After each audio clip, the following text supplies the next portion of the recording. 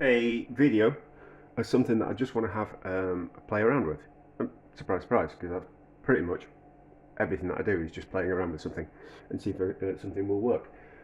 So, I love sticky toffee pudding. However, I hate having to chop the dates.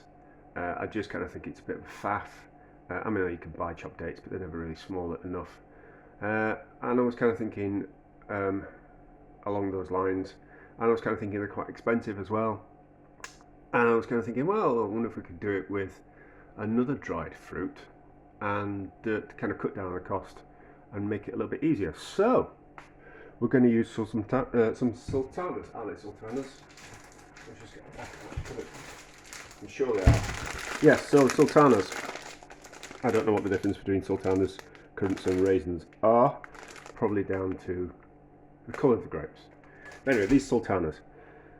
Now, when you're making a sticky toffee pudding, you have to add the dates to boiling water, and then you add that liquid to a cake mixture and quickly mix it around, put it into a baking tray, and then bake it in the oven kind of pretty much straight away. Now, we can't do that with sultanas, can we? Because they are a little bit dried when we get them, and we need to kind of chop them up. I didn't want to have to chop sultanas up, so what I have done is I've soaked these sultanas in the right amount of water overnight. So it's 9 ounces of sultanas and 9 ounces of water. Pour the boiling water over the sultanas and let that steep overnight. And they've plumped up, and there's still some liquid in there. So we're going to puree that up in the liquidizer. What is it? I forget the name of the thing. Food processor. Let's look on the box. So we're going to do it up in the food processor. I've already made the cake mixture in the food processor to cut down on washing up. So we're going to puree that in the food processor. We just need kind of a little bit quick. So I'll go through the recipe.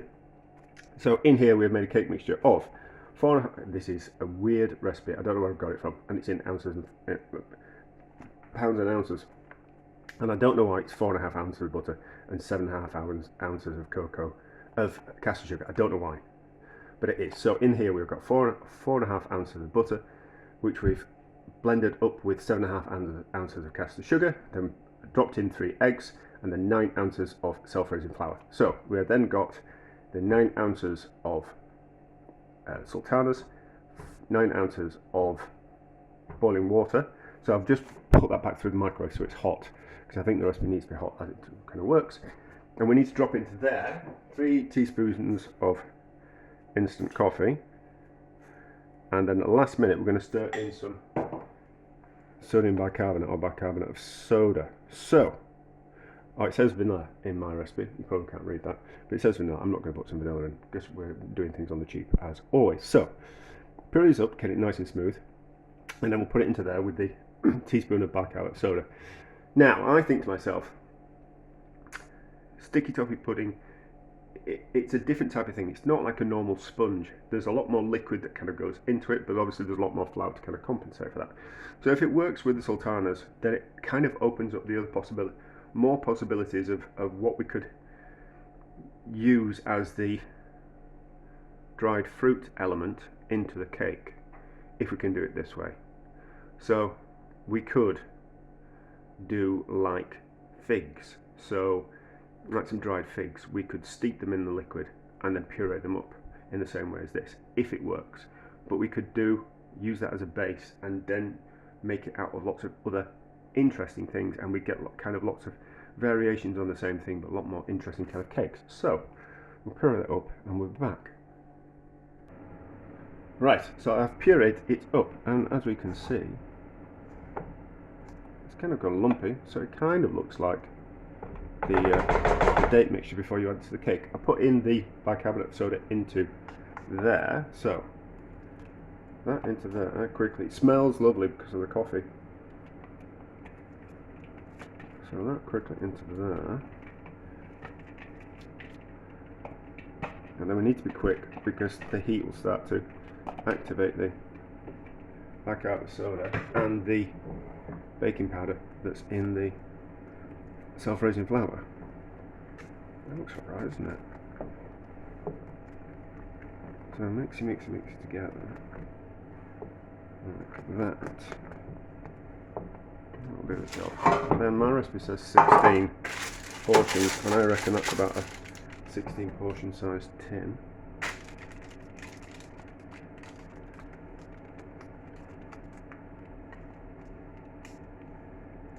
So so I had a client, he ordered a menu, and I said, oh, they wanted it cheap, as always. I said, oh well, just like a jam or a syrup sponge for pudding with custard, and he said that was fine. And then, how does it taste actually?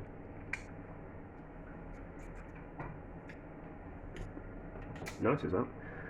So yeah, so they said it was fine, the price was fine, but then coming up towards the function, as always, they tried to change the menu on me, and they said, oh yeah, that's fine, but can we swap the sponge for sticky toffee pudding? And I said, yeah, but it'd be more expensive. And he said, what? It's just another type of sponge. And I was like, well, no, it's not.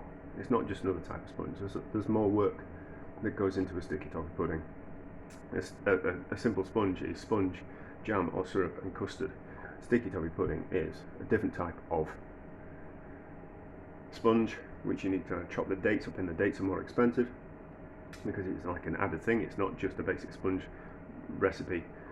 It's got extra fruit in it, and then the sticky toffee sauce, and then you're either going to want custard with it or you're going to want cream with it, depending on what. So it's more expensive, so it's not the same. So I suppose that was another thing that kind of made me kind of think, could we make sticky toffee pudding cheaper and easier so we don't have to chop the dates? We can just blend the sultanas up in the food processor. But I suppose we could do that with some dates. We could just take some dates, soak them in the boiling water overnight to soften them, puree them up in the food processor, remember the name, and then reheat them, puree them up in the food processor, and then add them to the sponge that way. So that would make it easier.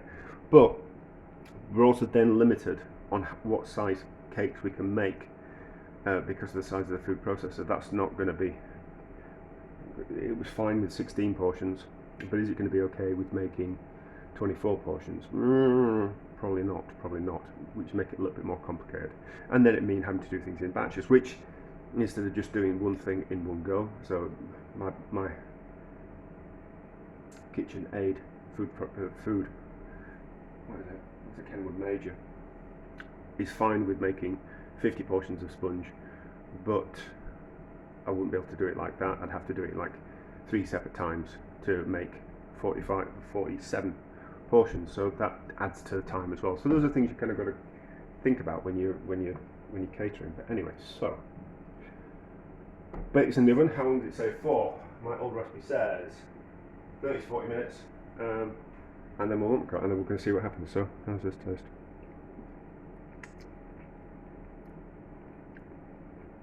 Oh, it's going to be nice, is that? It's going to be nice. Now, I don't know if a sticky toffee pudding has to have dates in it, or it just has to have some fruit in it. But anyway, so I don't think we could necessarily call it sticky toffee pudding, but we can always add an ish onto it, can't we? So we've had about 35 minutes. It smells ready. Let's have a look. Oh, there we go. So that feels cooked. A little bit over on that side. My oven's getting a bit old. So I don't think that's going to sink. We should be okay. We'll let that cool, and then we'll cut into it, and we'll see what it's like. But it smells like sticky toffee pudding. We'll see if it tastes like sticky toffee pudding. So it's not shrunk, which is a good sign. Let's have a look at it. I was thinking while it was cooling that this recipe might actually work if we were to use a fruit puree. So if we were to use something like strawberries or like an apple puree might work. But any kind of dried fruit will potentially work in the same way.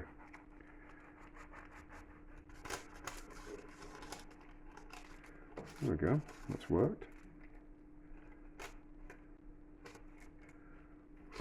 It's nice and moist. Look at that. How's it taste though?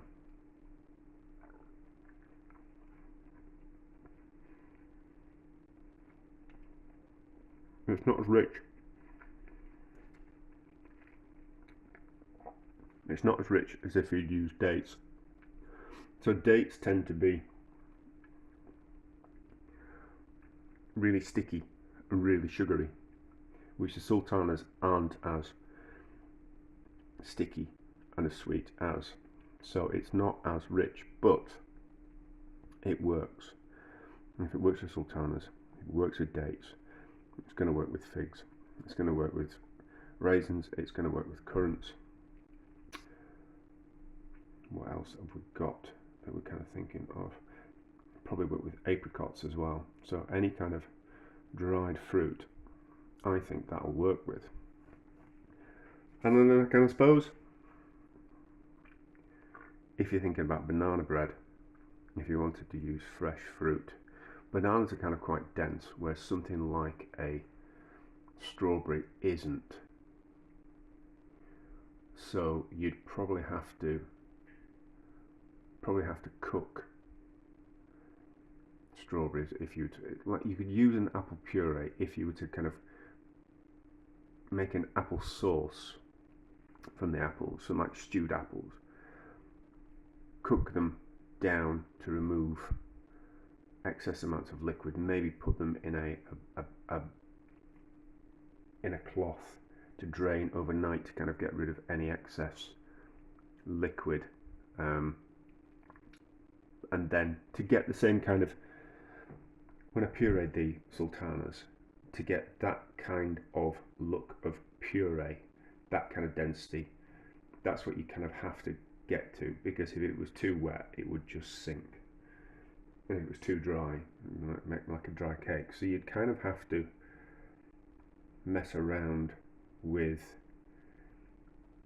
and get an idea of the apples. So start off with a certain amount of apples, cook them, and then drain off some of the liquid from the apples. Trying to use less as a bit of an experiment. So yeah, like if you would start with a kilo of apples, cook them, and then probably maybe get it down to half that volume, because once you'd lost a lot of the liquid, which you wouldn't want, which would also intensify the apple kind of flavour. So I'll have to think about a comparison between a sticky toffee recipe as opposed to a banana bread stroke cake recipe, and kind of think there's got to be some kind of middle ground with it, a ratio of fruit puree, either dried fruit or fresh fruit that you're kind of using, offset against like a ratio of sugar to butter to flour to eggs. But anyway, by the time this video comes out, I probably will have had more of a play around with things as similar. I don't think I'm going to bother doing another dried fruit one, but I think the fresh fruit is certainly worth having to think about. But that's worked us out. And I can't do a comparison because I can't think of the price, but I would have thought so. Let's get the packet out. 500 grams of sultanas, we're looking at about £1.10. I think if we were to buy the same amount of dates, certainly ones if we were to buy good quality, well, even just regular dates, probably looking at £3 for 500 grams. So quite a substantial kind of saving, but still it only had 3 eggs in it, whereas that amount of, if I was to make that amount of sponge, you're probably looking at 5 eggs for that amount of sponge if you were just to do a normal cake mixture. So you kind of save a little bit of money, but not much. Eggs are about, what, they've gone up in price, maybe 20 pence a piece for an egg, depending on if we're buying organic, or if we're buying free range, or if we're buying cheaper eggs. But anyway, that's interesting. And do you know, you kind of go, well, you're only saving yourself £2 by using sultanas instead of dates. But you can use that £2 somewhere else. And that's where I always kind of think about things. The idea is you can, well, it's only £2. Yeah, it might only be £2, but how many more times a day are you saying it's only £2 more? So little kind of savings like there will save you more money in the long run. Like I did an experiment making amaretti biscuits with peanut flour instead of almond flour, and it cuts the cost right down and tastes just as delicious. Not as almondy, of course, but delicious, all the kind of same. So you can still have delicious things a little bit cheaper, and still taste the same, but just not with the same kind of ingredients. So from that point of view, delicious and success.